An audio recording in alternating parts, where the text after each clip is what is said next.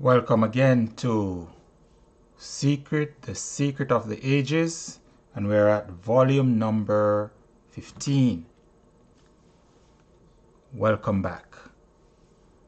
The Master of Your Faith. A graven hung along the battle's edge, and thought, had I a sword of keener steel, that blue blade that the king's son bears, but this blunt thing, and lowering crept away and left the field. Then came the king's son, wounded, sore, bestiated, and weaponless, and saw the broken sword, and ran and snatched it, and with battle shout lifted afresh he hewed his enemy down, and saved a great cause that heroic day. Edward Rowland Sill. Where will you be at 65? 5 men in 6 at the age of 65 are living on charity. Just 1 in 20 is able to live without working at 65. That is what the American Bankers Association found when it took 100 healthy men at 25 and traced them to 65.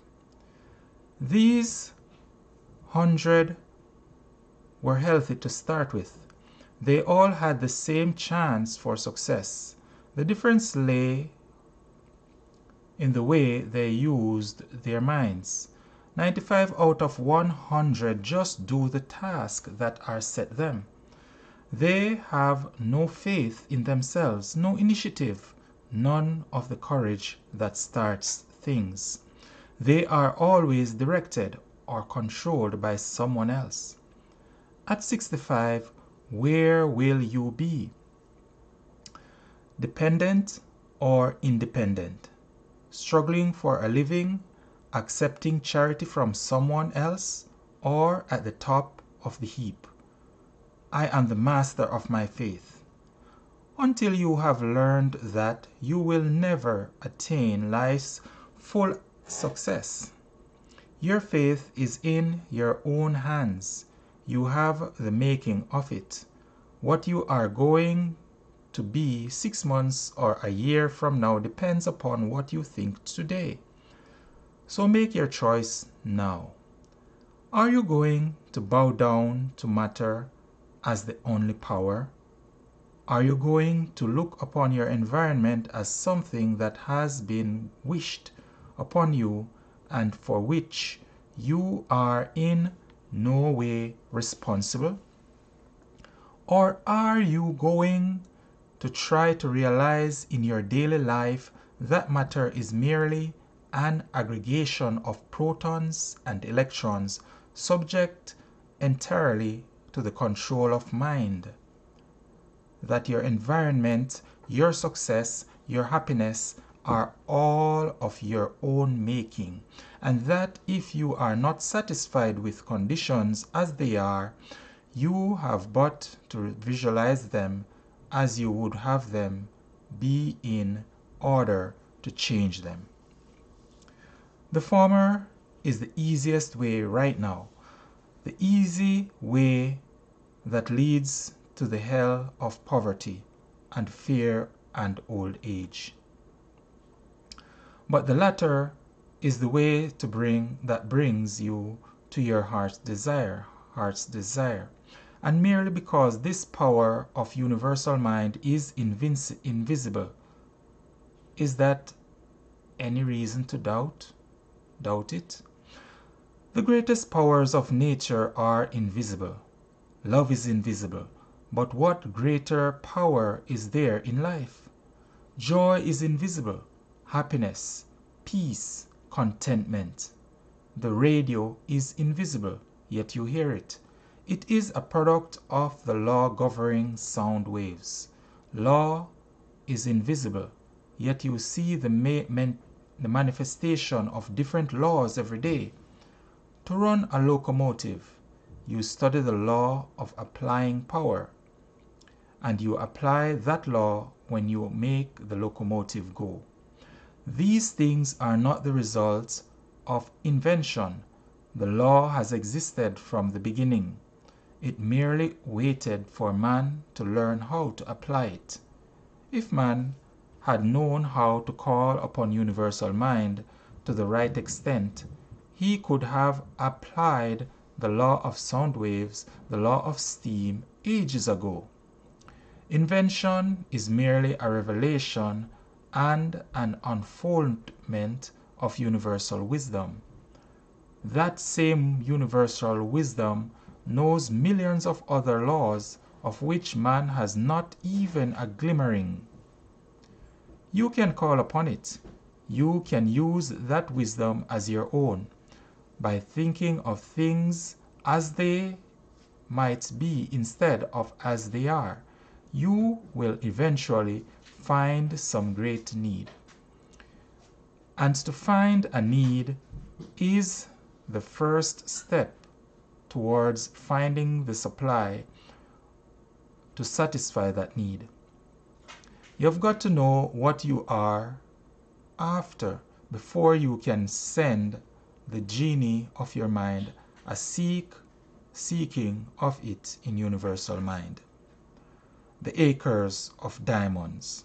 The acre of diamonds. You remember the story of the poor Boer farmer who struggled for years to glean a livelihood out of his rocky soil, only to give it up in despair and go off to seek his fortune elsewhere. Years later, coming back to his old farm, he found it swarming with machinery and life, more wealth being dug out of it every day than he had ever dreamed existed. It was the great Kimberley diamond mine. Most of us are like that poor Boer farmer.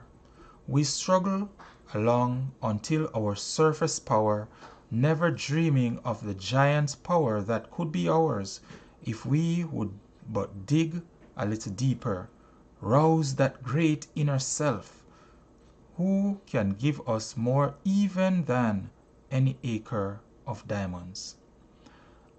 As Orison Sweet Marden put it, the majority of failures in life are simply the victims of their mental feats. Their conviction that they cannot succeed as others do robs them of that vigor and determination which self-confidence imparts, and they don't even half strive to succeed. There is no philosophy by which a man can do a thing when he thinks he can't. The reason why millions of men are plodding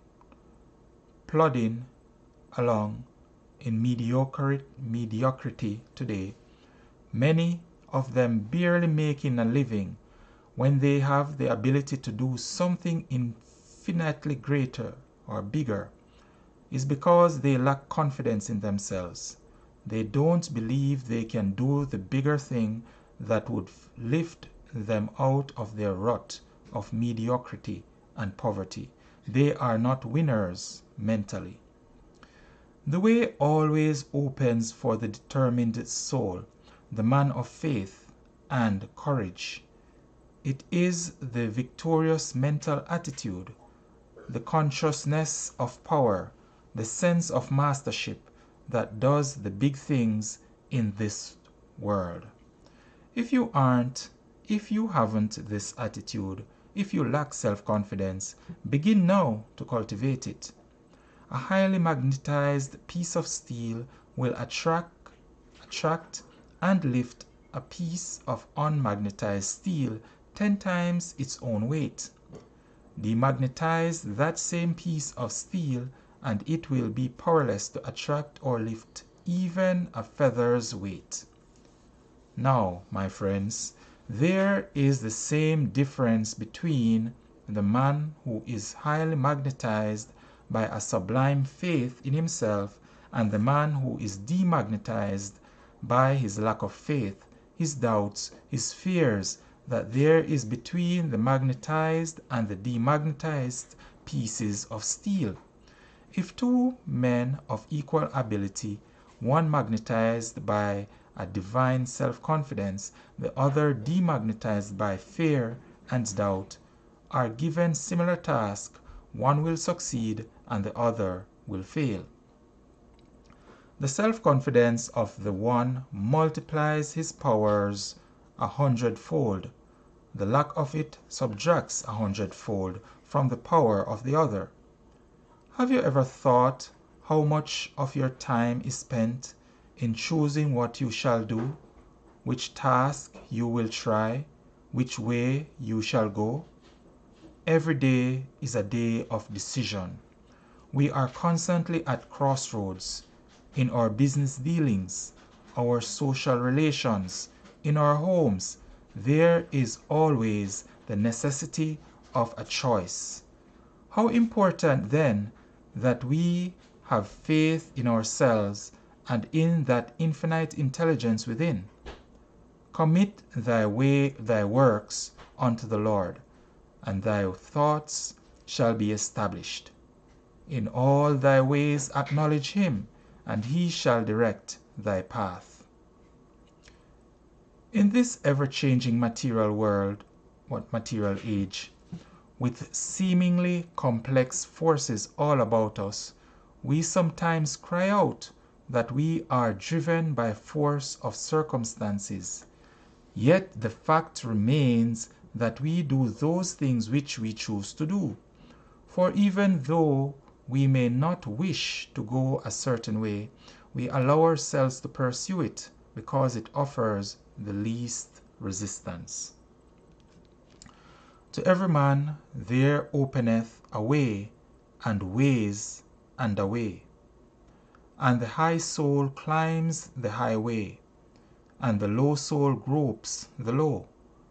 And in between, on the misty flats, the rest drift to and fro. And to every man there openeth a highway and a low, and every man decideth the way his soul shall go. John Oxenham. Now, how are you? Are you taking active control of your own thought? Are you imaging upon your subconscious mind only such things as you want to see realized? Are you thinking healthy thoughts, happy thoughts, successful thoughts? The difference between the successful man and the unsuccessful one is not so much a matter of training or equipment. It is not a question of opportunity or luck. It is just in the way they each of them look at things. The successful man sees an opportunity, seizes upon it, and moves upward another rung on the ladder of success. It never occurs to him that he may fail. He sees only the opportunity. He visions what he can do with it, and all the forces within and without him combine to help him win. The unsuccessful man sees the same opportunity. He wishes that he could take advantage of it, but he is fearful that his ability, or his money, or his credit may not be equal to the task. He is like a timid bather, putting in one foot and then drawing it swiftly back again. And while he hesitates, some bolder spirit dashes in and beats him to the goal. Nearly every man can look back, and not so far back either with most of us, and say, if I had taken that opportunity, I would be much better off now. You will never need to say it again once you realize that the future is entirely within your own control. It is not subject to the whims of fortune or the capriciousness of luck. There is but one universal mind, and that mind contains naught but good. In it are no images of evil. From it comes no lack of supply. Its ideas are as numberless as the grains of sand on the seashore. And those ideas comprise all wealth, all power, all happiness. You have only to imagine, you have only to image vividly enough on your subconscious mind the thing you wish, to draw from universal mind the necessary ideas to bring it into being. You have only to keep in mind the experiences you wish to meet in order to control your own future. When Frank A.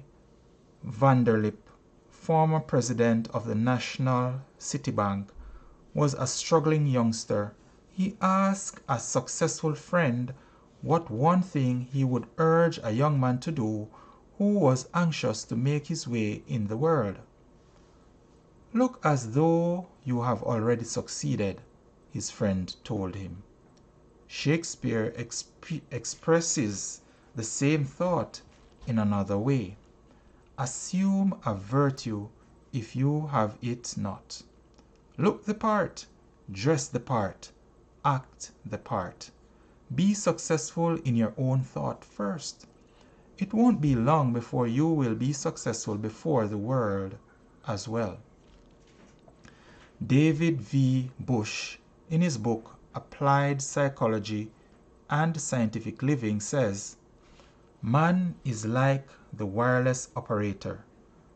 Man is subject to miscellaneous wrong thought currents if his mind is not in tune with the infinite, or if he is not keyed up to higher vibrations than those of negation. A man who thinks courageous thoughts sends these courageous thought waves through the universal ether until they lodge in the consciousness of someone who is tuned to the same courageous key. Think a strong thought, a courageous thought, a prosperity thought, and these thoughts will be received by someone who is strong, courageous, and prosperous. It is just as easy to think in terms of abundance as to think in terms of poverty. If we think poverty thoughts, we become the sending and receiving stations for poverty thoughts.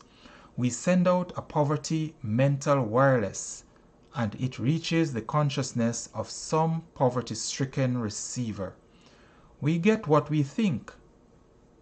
It is just as easy to think in terms of abundance, opulence, and prosperity as it is to think in terms of lack, limitation, and poverty. If a man will raise his rate of vibration by faith currents or hope currents, these vibrations go through the universal mind and lodge in the consciousness of people who are keyed to the same tune. Whatever you think is sometime, somewhere, received by a person who is tuned to your thought key. If a man is out of work, or he thinks thoughts of success, prosperity, harmony, position, and growth, just as surely as his thoughts are things, as Shakespeare says, someone will receive his vibrations of success, prosperity, harmony, position, and growth. If we are going to be timid, selfish, penurious, and precocious